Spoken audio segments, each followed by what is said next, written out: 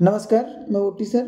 आज जो हमारी सीटीईटी की परीक्षा हुई जिसमें जो पेपर नंबर 1 था जिसमें बाल विकास एवं शिक्षा शास्त्र, इसके क्या उत्तर होना चाहिए यह उत्तर देखेंगे। और जिनका पेपर कल है वो भी क्या कर सकते हैं कि कल के आने वाले पेपर की तैयारी कर सकते हैं। तो आपने जो भी तीर मारना था वो तीर तो मार दिए, बस हम क्या करते हैं कि प्रश्नों के उत्तर बताते हैं। तो प्रश्नों के उत्तर बताने के पहले हम बता दें कि हमारे पास में जो पेपर सेट है वो पेपर सेट आए हैं। आप अपने पेपर सेट को क्या कर लीजिए, टैली कर लीजिए। अगर आपके पास कोई भी दूसरा अगर पेपर सेट होता तो प्रश्न यही रहेंगे, बस उसका सीक्वेंस क्या हो जाएगा, अलग हो जाएगा। चलो शुरू करते। Kinesthetic learners prefer to learn through, या गति संवेदी शिक्षार्थी रिक्त स्थान के माध्यम से सीखना पसंद करते हैं। अब इसका जो सही जो आंसर होगा वह होगा करने और चलने फिरने के माध्यम से, मीन्स डूइंग एंड मूविंग। ये ऑप्शन नंबर 4 इसका सही आंसर हो जाएगा। उसके बाद में दूसरा क्वेश्चन यहाँ पर ये बोला है कि जो वाइगोत्स्की साहब है, वाइगोत्स्की के सीखने और विकास के सिद्धांत के अनुसार निम्नलिखित में से कौन सा आलम्बन का उदाहरण है। अब इसका आंसर अगर मान लेते हैं ऑप्शन नंबर 2 अगर करके आया है तो बिल्कुल सही करके आए। इसका सही आंसर है किसी कार्य को छोटे चरणों में तोड़ना और आवश्यकता अनुसार सहायता प्रदान करना, इसका सही आंसर है। अभी यहाँ पर इसको समझाने की कोई जरूरत नहीं क्योंकि हम पूरा अजब गजब कारबार तो कर आ गए हैं। तो अब इसी पर हमें क्या करना है, आंसर देखना है। उसके बाद में रचनावादी दृष्टिकोण से, ये जो रचनावादी दृष्टिकोण से, तो इससे क्या होता है, तो सीखना वर्तमान समझ का विस्तार और परिवर्तित है, यह इसका सही जवाब होगा। उसके बाद में यहाँ पर दिया है कि जो लेखन वैफल्य की विशेषता क्या है, जो डिस्ग्राफिया है इस कैरेक्टराइज्ड बाय, तो ये जो लिखित कार्य में चुनौती आना, लिखित कार्य में क्या करना, चुनौती आना। ऑप्शन नंबर 3 इसका सही जवाब हो जाएगा। उसके बाद में कुछ असर्शन और रीजन दिया हुआ है, जो अभिकथन यहाँ क्या बोलेंगे उसको कारण दिया हुआ है। तो यहाँ पर बोला है कि शिक्षिका को अपनी कक्षा के लड़कों को खेलों में भाग लेने के लिए प्रोत्साहित करना चाहिए, वो लड़कियों को कला अलंकरण के कार्य देना चाहिए। तो यहाँ पर क्या हो गया, हम क्या कर रहे हैं, दोनों में भिन्नताएं कर रहे हैं, यानी गलत कर रहे हैं। तो ये हमारा अभिकथन तो गलत हो जाएगा। उसके बाद में दूसरा देखते हैं कि बच्चे मुख्य रूप से अंतर्निहित जैविक विभिन्नता के कारण जेंडर भूमिकाएं ग्रहण करते हैं। अब जेंडर ये भी गलत हो गया। तो यहाँ पर हम देखेंगे कि ये और आर दोनों गलत है, यानी ऑप्शन नंबर 3 इसका क्या होगा, सही जवाब होगा। उसके बाद में जो समावेशन को बढ़ावा देने के लिए क्या आवश्यक है, यह प्रश्न आया था। तो यहाँ पर अगर हम देख सकते तो सिर्फ पृथक्करण और नामीकरण यह आवश्यक नहीं है, बाकी पहला, दूसरा और चौथा आवश्यक है। ऐसा पहला, दूसरा और चौथा कहाँ पर आया था, तो ऑप्शन नंबर 1 में ही आया था। उसके बाद में हम देखेंगे कि शिक्षकों को ध्यान न्यूनता, अति क्रियाशीलता, विकार से जूझ रहे छात्रों की आवश्यकताओं का ध्यान रखते समय रिक्त स्थान से बचना चाहिए। तो किससे बचना चाहिए, तो विकर्षण और शोर करने से बचना चाहिए। इसलिए ऑप्शन नंबर 2 इसका क्या होगा, सही जवाब होगा। उसके बाद में हावर्ड साहब के बारे में, हावर्ड गार्डनर के अनुसार एक वैज्ञानिक रिक्त स्थान बुद्धि का उच्च प्रदर्शन करेगा, जबकि एक मूर्ति का रिक्त स्थान में बुद्धि की उच्च बुद्धिमत्ता होगी। यहाँ पर अगर तार्किक, गणितीय और अति गति संवेदी अगर लिखे तो इसका आपका आंसर क्या हो जाएगा, सही हो जाएगा, और चौथा उसका सही आंसर होगा। उसके बाद में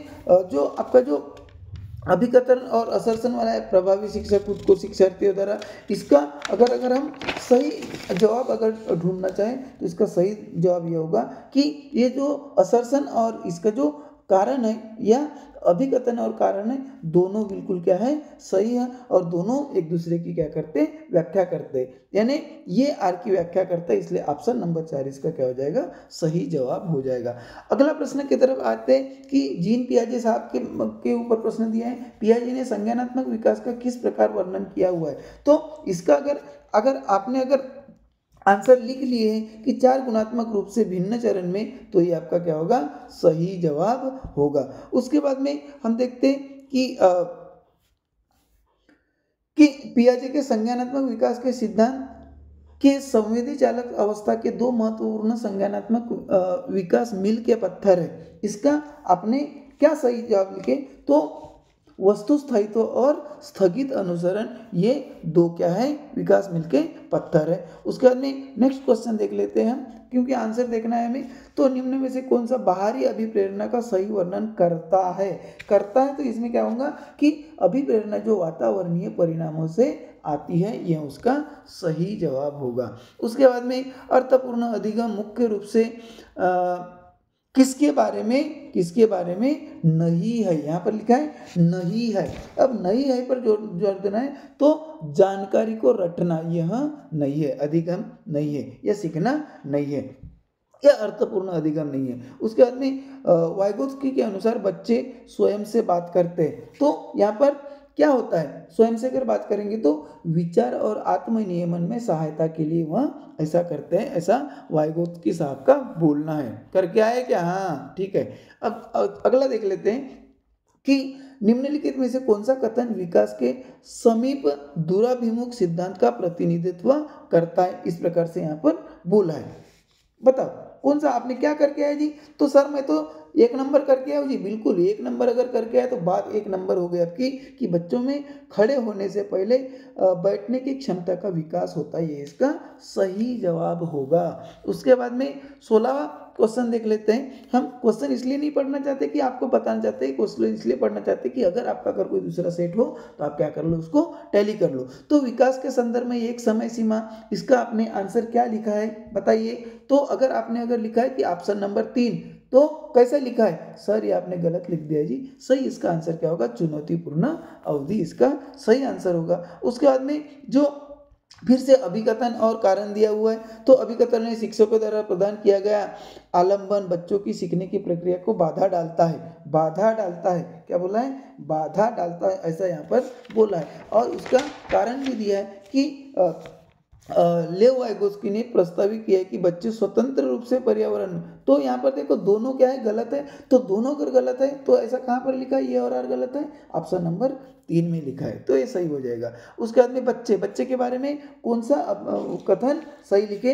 तो उस सामाजिक सांस्कृतिक संदर्भ से बहुत प्रभावित होते हैं जिसमें वे बड़े होते हैं, ये सबसे सही जवाब है। उसके बाद में आगे वाला देखते हैं, कोहलबर्ग साहब के बारे में यहाँ पर दिया है कि कोहलबर्ग के नैतिक विकास के किस चरण में व्यक्ति का नैतिक व्यवहार मुख्य रूप से इस मानसिकता पर निर्भर करता है कि लोग मेरे बारे में क्या सोचते हैं। तो ये कौन सी मानसिकता है? तो उसे हम बोलते हैं पारंपरिक मानसिकता। उसे हम क्या बोलते हैं? पारंपरिक कन्वेंशनल थिंकिंग बोलते हैं। ठीक है जी। उसके बाद में अगला प्रश्न देख लेते हैं। फिर से अभिकथन आया और फिर से क्या आया है?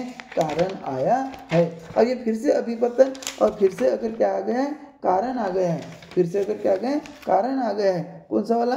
5-6 साल के बच्चे वाला, कम उम्र वाला। तो यहाँ पर अगर देखें तो दोनों सही है और दोनों एक दूसरे की सही व्याख्या करते हैं, इसलिए इसका सही आंसर क्या हो जाएगा?